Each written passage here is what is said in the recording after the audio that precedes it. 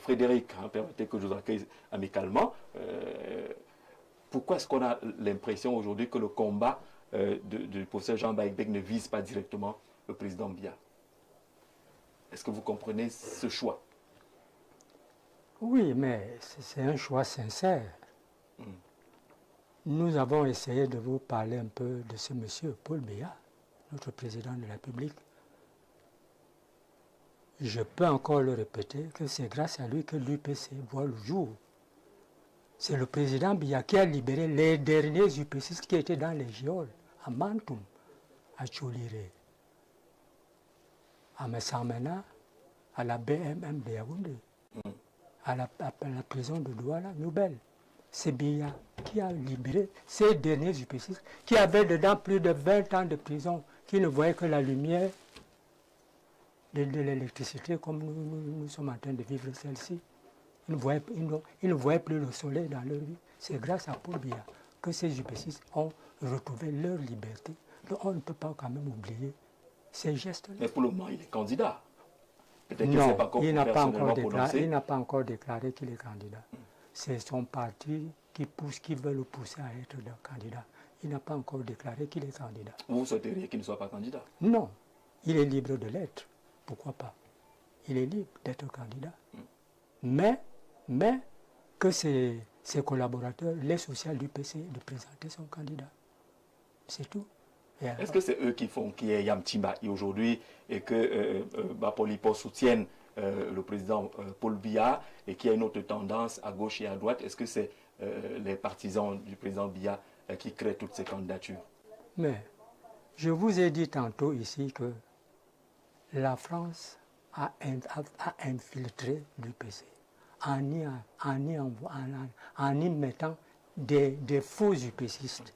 Elle est encore dedans, la France?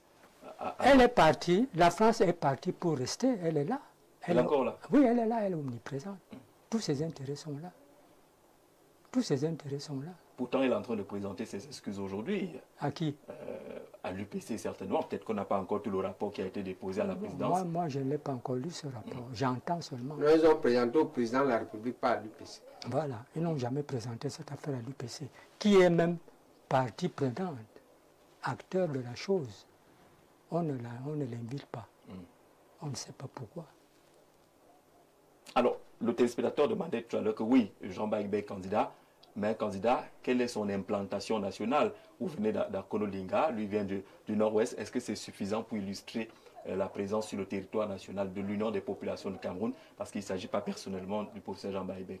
Vous savez, nous là, comme moi, par exemple les années 92, 93 là, jusqu'à ce jour, même ceux qui sont des préfets là, les sous-préfets, après t'avoir insulté, ou après m'avoir insulté partout, si on l'affecte d'Akonolinga à ailleurs, à Nangueboko par exemple, si je me rends à Nangueboko, je m'en vais lui dire bonjour, il me dit merde, président Bessé, vous êtes courageux, hein?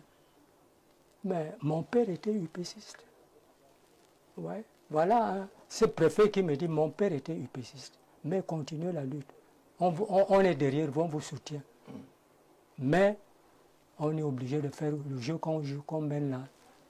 Mais bon, quand ce sont eux qui nous encouragent aussi, dans l'ombre, dans l'obscurité, tu comprends aussi que la mission dont tu es en train de mener est bonne, elle est saine.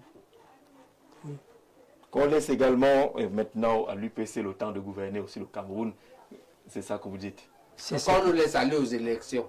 D'abord aller aux élections. Ouais. Bonsoir monsieur. Parce qu'on veut mériter. Voilà, professeur Baïbek fait partie des personnes qui disent des vérités à la nation camerounaise et mérite d'être président de ce pays. Vous n'avez pas signé votre message, mais on l'a quand même lu. On a l'essentiel. Demandez au docteur Baïbek qu'est-ce qu'il a fait des ponts dont il a gagné le marché de construction à Efoulan dans le sud. Il n'avait jamais achevé leur construction, pourtant il avait déjà encaissé l'argent. Vous n'avez pas signé votre... Vous nous apprenez que le professeur Baïbek aurait gagné un marché pour construire les ponts à Efoulan. Vous n'avez pas livré, professeur. Attendons-nous bien. C'est mon entreprise. Maintenant, il s'appelle qui? Il n'a pas mis son nom. Il a juste un numéro. Oui.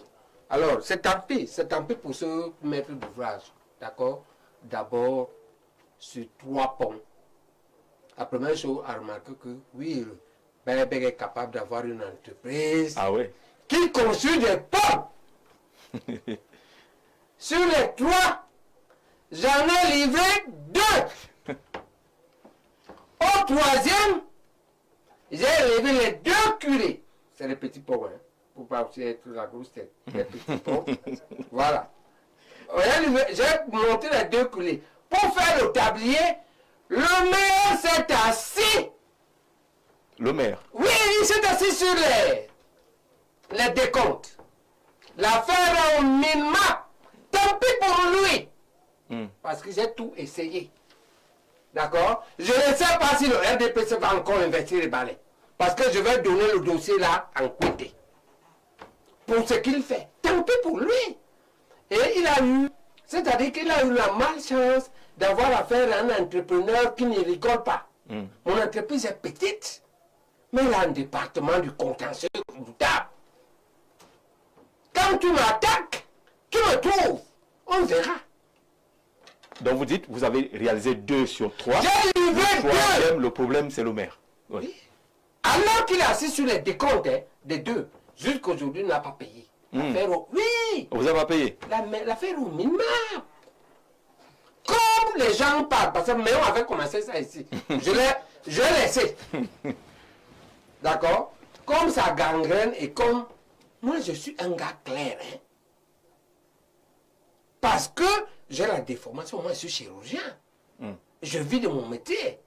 Et notre métier, c'est la confiance. Et la confiance est basée sur la crédibilité. D'accord? D'accord. D'abord, j'ai livré 2. Il diffuse que je ne l'ai pas livré. Malgré qu'il montre les villageois, par exemple, les choses qu'il fait.